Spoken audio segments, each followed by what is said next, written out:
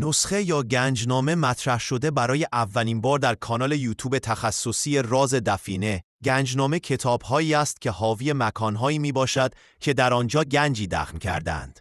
تمام کسانی که صاحب گنجنامه بودند همه دارای علوم غریبه و علوم قدیمی میباشند. تعدادی از گنجنامه‌ها به شرح زیر است: گنجنامه الوان هندی، گنجنامه احمد وزیر، گنجنامه ملا صدرا، گنجنامه قائم مقام فرهانی، گنجنامه میرزا مکتب خان تبریزی، گنجنامه باگواس، گنجنامه شیخ بها که به 2 خط شجره ایستاده و شجره خوابیده نوشته شده است.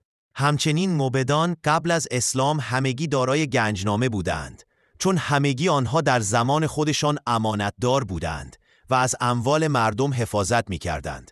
موبدان خود به 2 قسمت تقسیم می شوند: موبدی که اموال مردم نزد آنها به امانت گذاشته می شده است، موبدان که از اموال درباریان و پادشاهان حفاظت می کردند. به همین دلیل است که قبر موبدان همیشه بارهای نفیسی در خود دارد و جزو قبرهای بسیار با ارزش است. گنجنامه ها، چه آنهایی که توسط اشخاص نوشته شده است و چه آنهایی که موبدان آنها را نوشتند، همگی به رمز است و طلسمات سنگینی نیز دارند. و چون